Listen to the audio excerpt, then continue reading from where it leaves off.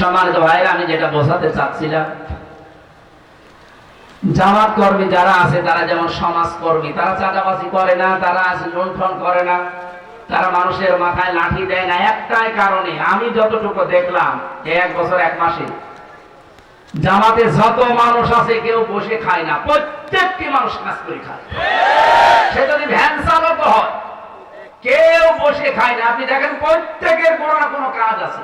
আর ওই কাজ থেকে 1 মাসে যদি 5,000 টাকা উপায় হয়, সেখান থেকে অন্তত 5% হলে সেই কয় টাকা হয়, সেই কয় টাকা নিয়ে দিচ্ছে সে জমা দেয়। এই জন্য এই দলটা চালাতে কোনো বেগ পেতে হয় না।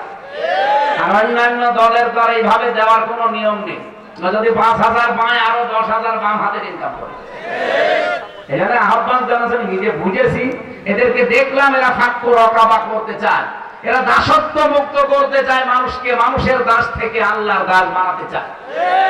এরা মানুষের দুয়ারে দুয়ারে খাবার পৌঁছিয়ে দিচ্ছে। আমিরে জামাত সুস্থ ছিল যখন, দেখেননি এত পর্যন্ত পানির ভেতরে নেমে মাথায় ঝড়ি নিয়ে ফেনীতে, রংপুরে, সেই সুনামগঞ্জে উনি এগিয়ে চলে যাচ্ছে। 64 বছরের একজন বৃদ্ধ যুবক।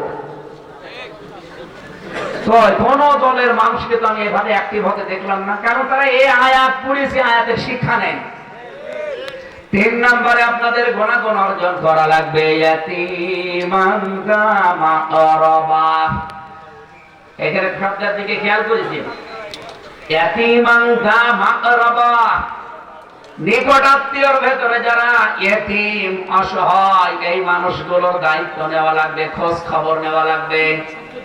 আমরা অনেকেই চাই মন থেকে, এটা বললে যদিও মা বোনেরা আমাকে খারাপ বলে, আমি তাও বলছি, অধিকাংশ পরিবারে আজ আমরা আমাদের নিজের নিকট আত্মীয় যারা যারা একটু দুর্বল, অসহায়, তাদের হক গুলো আদায় করতে পারি না। শুধু আমার বউর কারণে। আমার বউ না, অন্যের বউ। আমারটা বলে আমি মার খাবো, এটা নিকট হচ্ছে। সম্মানিত মা বোনেরা, আপনারা যেখানে যেখানে বসে আছেন, রেকর্ড শুনতেছেন, কি করবেন আপনি? নাই 200 বছর হায়াত পেলেন, আপনার স্বামীর যে সম্পদ হচ্ছে আরো 10 গুণ বৃদ্ধি হল।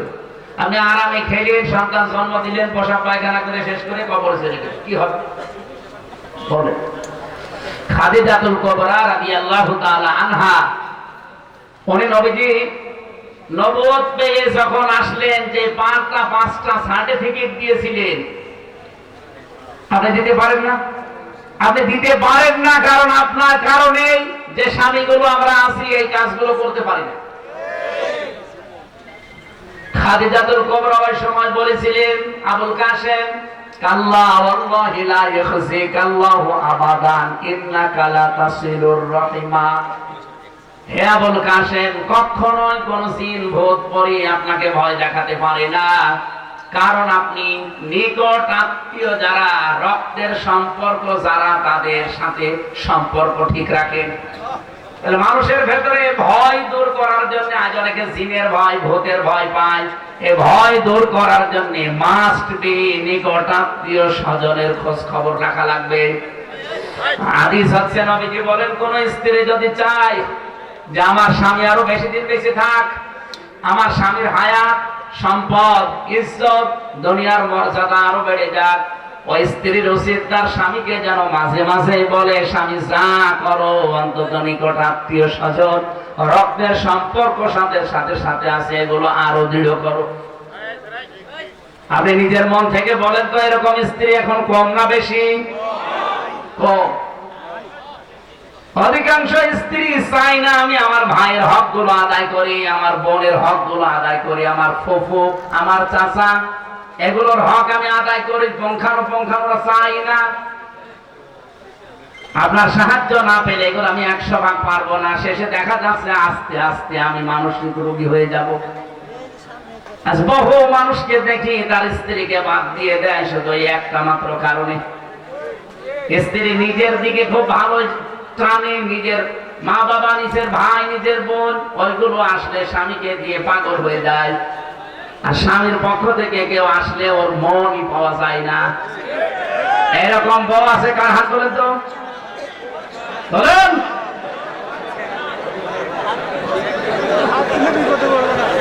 যাদের এরকম আছে তারা সাবধান, সম্মানিত মা বোনেরা, নামাজ পড়ে রোজা রেখে আর কালো বোরকা পরে আপনি কি করবেন? আপনি তো রক্তের সম্পর্কগুলো আরো দৃঢ় করার জন্য ছাড় দিয়ে হলেও চেষ্টা করবেন। সফল আমাকে দেখতে চান, এইভাবে আমাকে সফলতায় পৌঁছিয়ে দেন। আও মিসকিনান যা মাতরবা, তুরব থেকে এসেছে। তুরব মানে ধোলা মলিন, ধোলা বালি।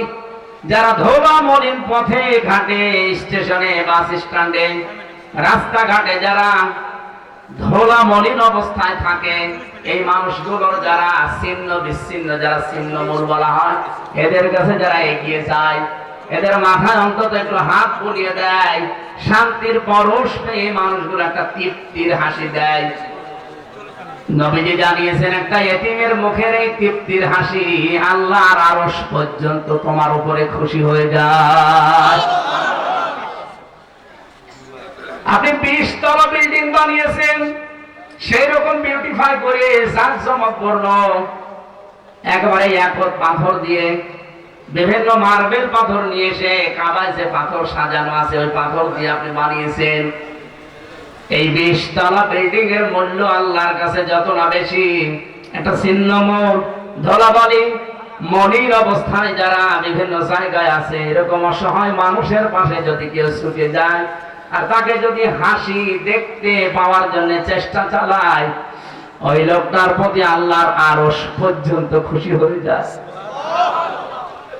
বলেন তো, এই কর্মসূচিটা বাংলাদেশে 73টা দল আজ কাজ করছে। আমি তো নিজে দেখতে পাচ্ছি কারা নিয়েছে। যারা নিয়েছে কান খাড়া করে শোনেন, কোরআন হাতে নিয়ে বলছি আপনারা সফল হবেন, আল্লাহর কসম আপনারা সফল হবেন। যারা মানুষকে ধোলা মলিন এই অসহায় ছিন্নমূল মানুষের কাছে আজ এগিয়ে যাচ্ছে। কমিশন বানাতে দিয়েছিল সরকার নারীদেরকে। আমার তো চেহারা দেখে মনে হচ্ছিল না যে এরা নারী। নারী কমিশনে যে কয়েকজন ছিল আপনি তাকিয়ে দেখেছেন নাকি মহিলা না পুরুষ বোঝা যায়।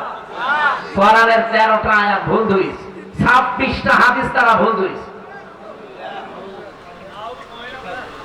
আমার ভাইরা, আমি যে কথা এখান থেকে নিয়ে আসতে চাই, আপনি নারী কমিশনারে বসে, কমিশনে বসে এই জায়গায় যদি কোরআনে কারিমের এই নির্দেশগুলো নিজে পালন করে 92% মুসলমানের দেশে বাস্তবায়নের জন্য ডক্টর মোহাম্মদ ইউনূসকে আপনারা চেষ্টা চালাতেন, আজ যে কথাগুলো উঠতেছে আলেমদের পক্ষ থেকে, একটা কথাও আলেমরা এদেশে বলতো না, মুসলমানেরা বলতো না, আর আপনাদের পক্ষে থাকতো, আপনি কি করলেন?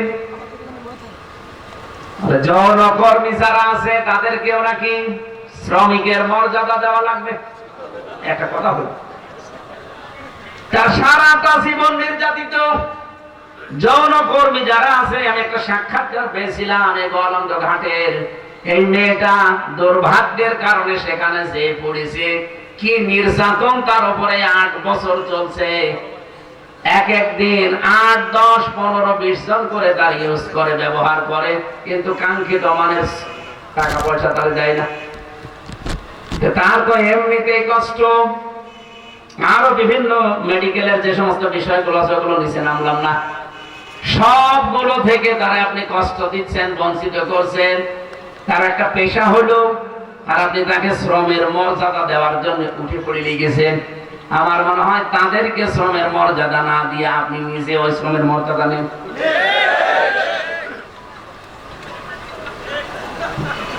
আমি আর বাকিটা বললাম না, যতগুলো পয়েন্ট আমি 318 পৃষ্ঠা পুরাটা পড়েছি, প্রত্যেকটা লাইনে মনে হচ্ছে সব ইসলামের বিরুদ্ধে। এখানে ধরা মলিন যারা আছে, সমস্ত অসহায় ছিন্নমূল মানুষ, আমাদের কাজ হবে এখন থেকে যে যে জায়গায় আছি এখান থেকে এদের কাছে এগিয়ে যাওয়া। সুম্মা কানা মিনাল্লাযীনা আমানু ওয়া তাওয়াসাউ বিস-সাবরি ওয়া তাওয়াসাউ বিল মারহামা। এরপরে যারা ঈমান আনতে পারে, ঈমানের যে 4টা শর্ত আছে এগুলো মেনে যারা ঈমান আনে, আর যারা সবর, ধৈর্য এগুলো নিজেরা ধরে এবং উপদেশ দেয়।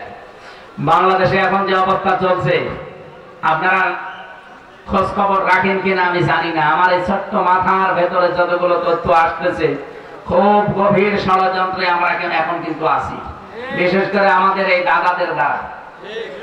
ওরা চাচ্ছে যে কোনো কায়দা এখানে একটা হট্টগোল বাঁধিয়ে আন্তর্জাতিক মহলের কাছে দেখাতে চায় যে দেশটা জঙ্গি রাষ্ট্র, এই দেশে টুপিওয়ালাদের কাজ কারবার বেড়ে যাচ্ছে। আমরা এই জন্য খুব সতর্কতার সাথে পা ফেলতে চাই। কেউ যদি পায়ে পা দিয়ে ঝগড়া করতে চায়, দোলা ভাই বলে অন্তত ফিরে আসা দরকার। এখন সবর ধৈর্যের সর্বোৎকৃষ্ট প্রমাণ এখন দিতে হবে। অতাও সাউবিল মারহামা, একে অপরকে রহম, এই যে রহম ছাড়া এখন আর উপায় নেই।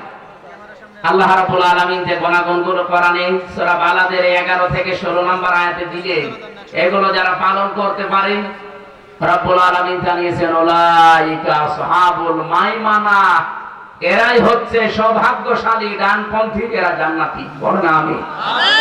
হাদিস পড়েছিলাম খায়রুন নাস মাইয়ানফাউন নাস, উত্তম মানুষ ওইটা যারা দ্বারা মানুষের উপকার হচ্ছে এবং হবে। নবীজি এনফাউ দিয়েছেন, এটা মজারে, বর্তমান ভবিষ্যৎ, প্রেজেন্ট ফিউচার। আল্লাহর নবী কিন্তু খায়রুন নাস মাইয়ানফাউল মুসলিমিন দেননি, যে মুসলমানের যারা উপকার করছে করবে তারা উত্তম মানুষ আল্লাহর কাছে না। নাস আছে, হিন্দু বৌদ্ধ খ্রিস্টান মুসলমান যেই হোক, মানুষ ছাড়া তাদের উপকার করবেন, তাদেরকে নিরাপত্তায় থাকার ব্যবস্থা করবেন, আপনি আল্লাহর কাছে উত্তম মানুষ। কালকে রাত 11টার দিকে আমার ঘরে একজন হিন্দু এসেছিল। আমি মনে করলাম যে মুসলমান হওয়ার জন্য না, এটা আমার একটা ভিডিও দেখাচ্ছে। কি ভাই নাম জিজ্ঞাসা করলাম, বলছে বিনোদ কুমার আগরওয়ালা, অনেক ধনী মানুষ কুষ্টিয়াতে। কি কি জন্য এসেছে নাম শুনে আমি এবার বুঝলাম যে ও আমার ধর্মের না, অন্য ধর্মের। আমার বলছে হুজুর আমি মুসলমান হওয়ার জন্য আসিনি, আমি একটা ভিডিও দেখাতে চাই। সেদিন যে হিন্দু বৌদ্ধ খ্রিস্টান এদের সাথে একটা আলোচনা ছিল, সেখানে বলেছিলাম যে ইসলাম যদি দেশে আসে, আমরা যেভাবে নিরাপত্তায় আছি, নিরাপদে আছি, ওনারা অনেকগুলো কথা আমাকে শোনালেন যে আমরা এই এই এই এই ঝামেলায় আছি এই 15 বছরে সংখ্যালঘু হওয়ার কারণে। অভয় দিয়েছিলাম যদি ইসলাম দেশে আসে একবার শুধু, আমরা যেভাবে নিরাপত্তায় আছি আমাদের চাইতে কমপক্ষে 10 গুণ বেশি নিরাপত্তা থাকবে।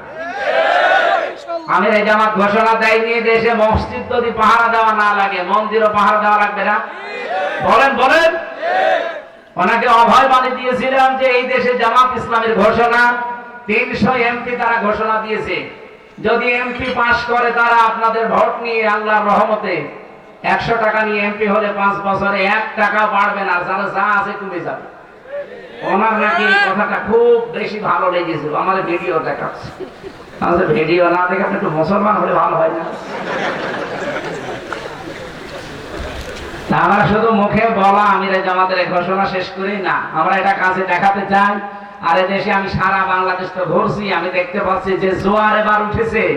আমার মনে হয় এই জোয়ারে এবার ইসলামকে সংসদ পর্যন্ত নিয়ে যেতে পারবে। একবার যদি নিয়ে যায় না, কিয়ামত পর্যন্ত ইসলামের হাত থেকে দেশ আর কেউ নিতে পারবে না, যত বড় ষড়যন্ত্র করুক না কেন। আমরা এবার একটু দেখানোর সুযোগ পেয়েছি, দল মত নির্বিশেষে ইসলাম যারা মানে। আগে একটা কথা ছিল যে 2 জন ইংরেজি শিক্ষিত মানুষ এক জায়গায় থাকতে পারলে টুপিওয়ালা 2 জন এক জায়গায় থাকতে পারে না, কিন্তু এটা ভুল প্রমাণ হয়েছে। এবার সব টুপিওয়ালা প্রায় এক জায়গায় এসে গেছে, কয়েকটা ছেঁড়া ছোটা বাদ দিয়ে। ওগুলো হুজুর না, ওগুলো খেজুর, ওগুলো ওলামা লীগের মতো, আলামদ্দিন বাওরার মতো, ফরিদউদ্দিন মাসুদের মতো। ওগুলো আলেম বললে গোনা হবে, আলেম মানে ওগুলো জালেম। এই জন্য দেখতেছি এখন সব যেহেতু এক হয়ে গেছে অলরেডি। মাওলানা মামুনুল হক মাঝে মাঝে খাবার খাওয়ার সময় আমার বলতো, হামজা কি ভাবতাম বাইরে, আরে ভেতরে এসে কি দেখছি। বাইরে আমি টুপি নিয়ে ফতোয়া দিতাম, জোব্বা নিয়ে ফতোয়া দিতাম, আর এখন এসে দেখছি জালেমরা সব এক জায়গায় করে তালা মেরে দিচ্ছে। আল্লাহ যদি বাইরে কোনোদিন নিয়ে যায়, যাই করে অন্তত এবার আমরা এক হব, সেইটা উনি চেষ্টা চালিয়েছিল সারা দেশে। আমার মনে হয় সফল হচ্ছে এবং হতে যাচ্ছে ইনশাআল্লাহ। ইসলামের বাক্স আপনারা শোনেননি, এবার শুধুমাত্র একটা হবে। আমরা এই কথা এতদিন যে মিথ্যা কথা শুনতাম যে টুপিওয়ালা দুজন এক জায়গায় হতে পারে না, এটা যেন আমার মিথ্যায় প্রমাণিত হয়। আল্লাহ রাব্বুল আলামিন আমাদের এক এবং নেক হওয়ার তৌফিক দেন। আমার আজকে 5টা অনুষ্ঠান চলছে, এটা নিয়ে 5টা, সে সকাল 7টা থেকে আরম্ভ হয়েছে, এই 12টা 10 বাজে এখন। আমি এমনি রাতের খাবার খাইনি, এরপরে আমার আরো কিছু কাজ বাকি আছে, আমি আর খানতে পারছি না। কালকে সারাদিন ঝিনাইদহে সারাদিন ব্যাপী অনুষ্ঠান আছে। আবার আসলে পরিবেশ আমাদের অনুকূলে থাকলে আবার কথা বলবো ইনশাআল্লাহ। আল্লাহুম্মা আমিন।